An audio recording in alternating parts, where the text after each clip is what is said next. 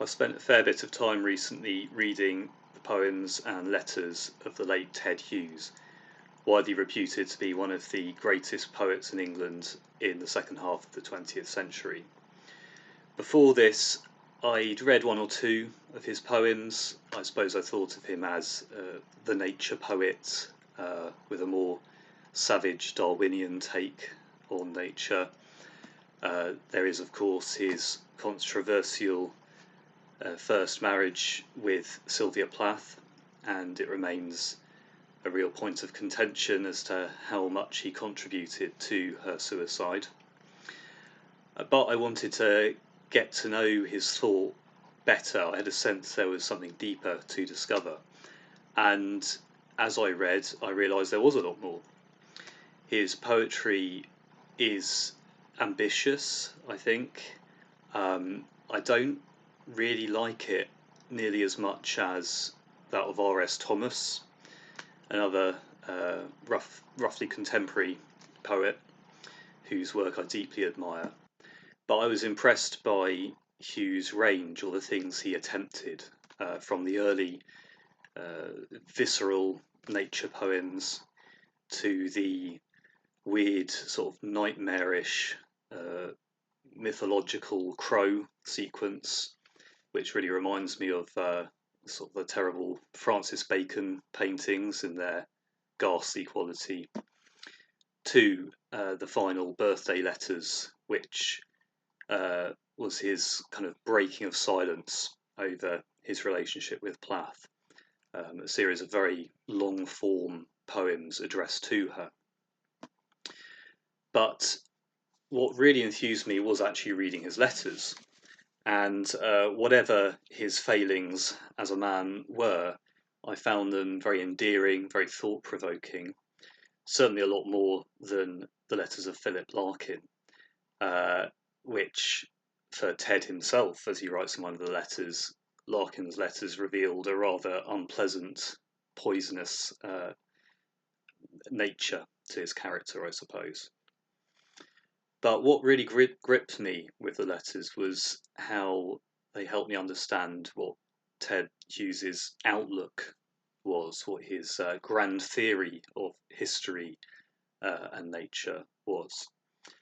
And roughly speaking, you could say that he follows a narrative proposed by the poet Robert Graves, who wrote an influential book called The White Goddess.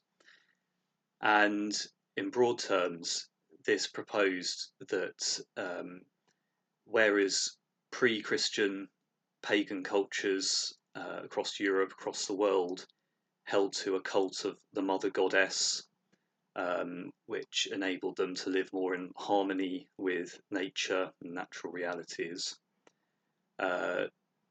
it was the coming of particularly Protestant Christianity that changed this, that brought in a patriarchal God, Father God, a more operative approach to the world, which has led to environmental degradation and the evils of modern technology.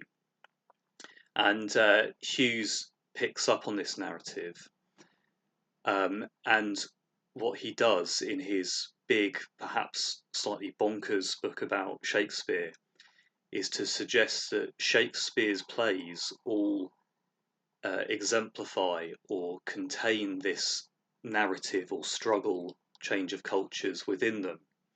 So Hughes would see Roman Catholicism as having maintained something of the old mother goddess myth in the importance they place on the figure of Mary, particularly. And he would suggest that particularly the Puritan stream of theology that sought to purify Christianity from all Catholic remnants as they saw it, he would see this as the big turning point, the fall, if you will, of Western civilization, as it lost that connection to nature, that reverence for the feminine, the turn to a masculine dominating of nature and of women. And he like I say, sees this struggle somehow within Shakespeare's plays. And it's a fascinating narrative. It's one that, as far as I can gather from the scholarship on paganism, is really quite dubious. Graves was probably making a lot of his material up, really, in many ways. It seems like there's not really much evidence, well, for much of what pagans believed at all. It's very sketchy. But the idea that there was this sort of central mother goddess figure um, that sort of subsumed all of their beliefs seems highly doubtful. But I think it is true to say, at least, that for pagans, fertility, the womb was sacralized, given a divine source of importance in some way, even if that fitted into other more patriarchal patterns. That Protestant Christianity did lose altogether. I think Catholicism maintains something of it, not only through the reverence to Mary, but probably also through its emphasis on natural theology, as in the work of Thomas Aquinas, where Aquinas sees a twofold aspect to revelation through the church, through the scriptures on the one hand, but through nature on the other. And this is probably why the Catholic Church's teaching on contraception is still rooted in what's natural, according to them, rather than as I think the Quiverful movement in the US, a very Protestant reformed sort of movement, their opposition to contraception would be more rooted in God's decision. It's God's will to create a child at this time. So who are you to go against that? And I think that, you can see this maintaining of a sacralized nature is an aspect of Catholicism that was lost ultimately. Whether for better or worse, I'm not saying. I'm just saying I think there's some truth to Ted's narrative here. And as for poetry, Ted would see the Romantic poets, particularly, as essentially a reaction to this Puritanism. Wordsworth, Blake before him, Gerard Manley Hopkins, even T.S. Eliot, he would see as a sort of romantic reaction, in that T.S. Eliot became an Anglo-Catholic, and the figure of Mary does figure in his poems after his conversion. And so for Ted, poetry, and particularly the poetry he really admires, has this role of expressing the perhaps repression of Western civilization, of Protestant civilizations, of reaching out for a deeper connection to nature and the feminine than is possible. He was highly influenced by Carl Jung, the psychoanalyst, and Jung's ideas of a collective unconsciousness, of archetypes that sort of exist beyond the individual, manifesting themselves through works of art, is clearly very important for him here. And this is really why Hughes was not keen on the poetry more broadly of his time, such as that of Larkin and the movement of the 50s, which was quite anti-romantic, which sought to go back to a more classical style of poetry, a more rational, orderly poetry about the everyday life of the city or the town, usually.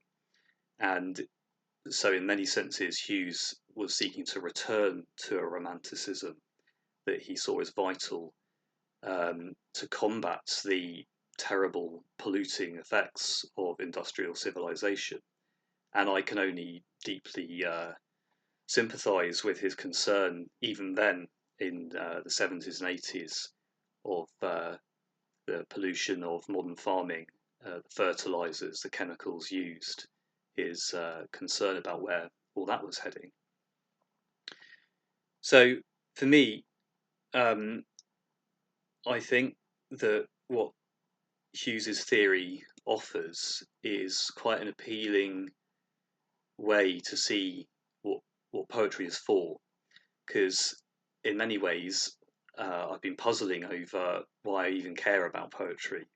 I live in a very working class area where who knows if anyone else here cares about these things, and that's due to my own middle class background.